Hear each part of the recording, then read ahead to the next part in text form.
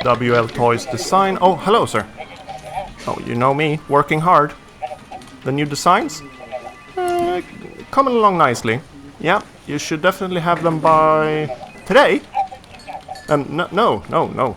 Of course I hadn't forgotten. No, sir. Let me just find them on the old computer here. Got so much work open on here.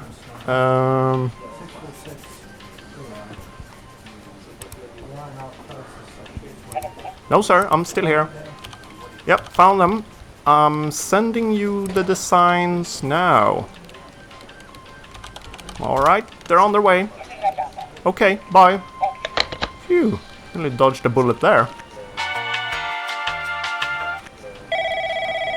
Oh, shit.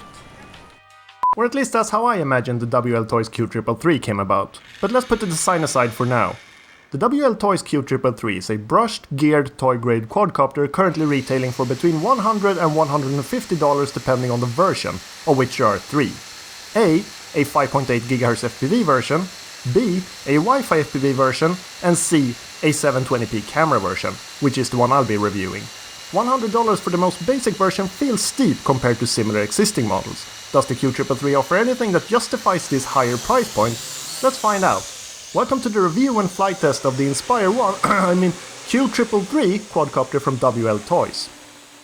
Let's not beat around the bush, but start off by addressing the elephant in the room. Yes, the design of the Q333 is very obviously and quite shamelessly ripped off the DJI Inspire 1. I don't know how or even if WLToys is getting away with it, though this review seems proof they are, but make no mistake, the similarities pretty much ends there. While the Inspire 1 is a $2,000 plus heavily assisted brushless platform aimed at professional aerial photographers, the Q333 is a $100 toy, brushed, geared, and without all but the most basic of flight conveniences. With a mind-boggling 20-to-1 price ratio, it's like comparing the features of a helium balloon to those of a space station. Clone or not, it can't be denied that the Q333 looks both cooler and more sophisticated than it should have any right to given its price.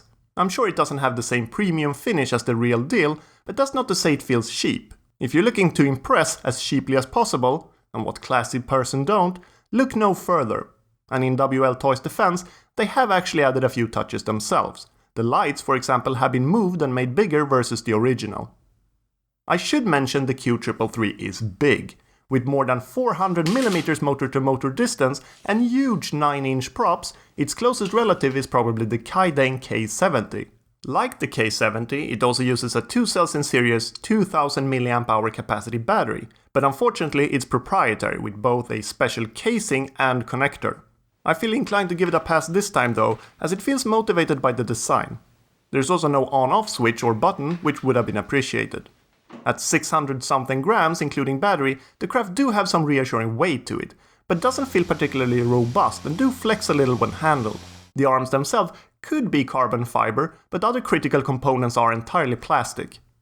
Just like the Inspire 1, the Q333 can transform, raising and lowering itself in relation to its arms. The use case isn't as clear-cut here as on the Inspire 1, where I understand this was mainly a way to keep the arms from obstructing the view for the rotatable camera, but impressive and novel nonetheless. It has 3 positions I'm going to call landing, neutral and flying, which can be switched between using a dedicated button on the transmitter. I'll talk more about the feature in relation to flying in the flight test portion of the review. For now, I'd just like to mention that it's a bit annoying having only one button for 3 positions, as it means you often have to cycle through one you don't want in order to get to the one you do want. The transmitter chip with the Q333 should look familiar to owners of all but the smallest, cheapest WLToys multirotors. It's a conventional Mode 2 hobby-grade style transmitter with a couple of extra buttons and a small backlit display that shows current trims, rate and the like. Overall, I find it perfectly fine. My only complaint is that because WLToys has assigned each of the 4 rates a separate button, there are not enough buttons to go around for headless mode and return to home, resulting in an annoying long press, short press workaround. My Q333, the camera model, just to reiterate, came with the already mentioned transmitter and battery, a spare set of propellers, a wall charger, an instruction manual, and a USB microSD memory card reader, though no actual memory card.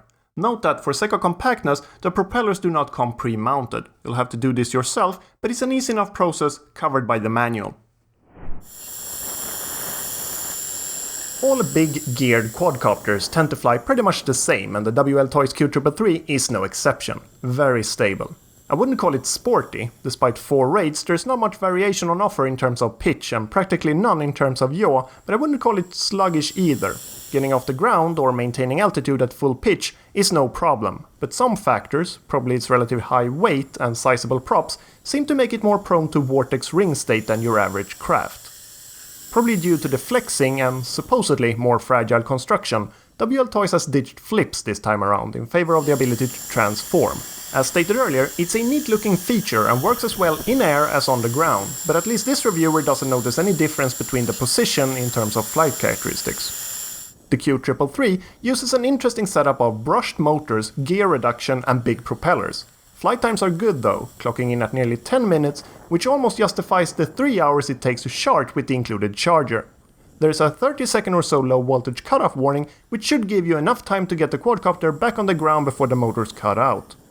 Speaking of motors cutting out, this happens almost immediately when the signal is lost, which is a good failsafe in case you fly out of range. If you fly by line of sight, this isn't likely to happen though. I've flown mine as far away as I can and still make out its heading, probably right up until the advertised 100 meters with no issues.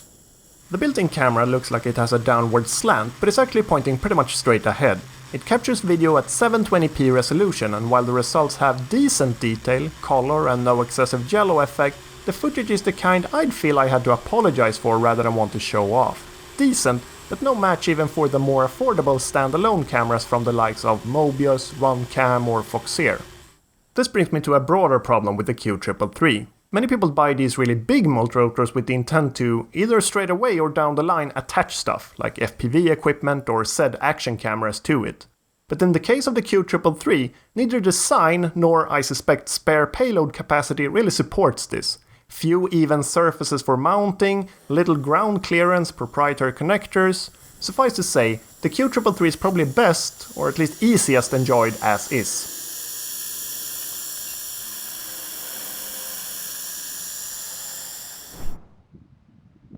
In conclusion, I have no hesitation calling the WLToys Q333 technically satisfactory. It certainly shouldn't be compared to the DJI Inspire 1 in terms of functionality, but what it does, for the most part, it does well.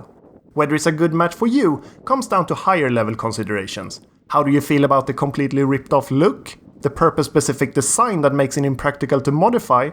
Or the perhaps not super exciting flight characteristics and lack of flips? Problem?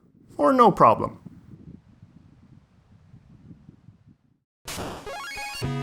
Thank you for watching my review of the WLToys Q333. I hope I answered your questions. If you're new to this channel, welcome. I make somewhat regular videos about toy-grade multirotors like quadcopters and hexacopters.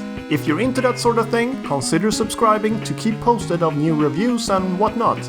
You may also click the thumbnails to keep watching. Alright, see you soon in another review. Bye!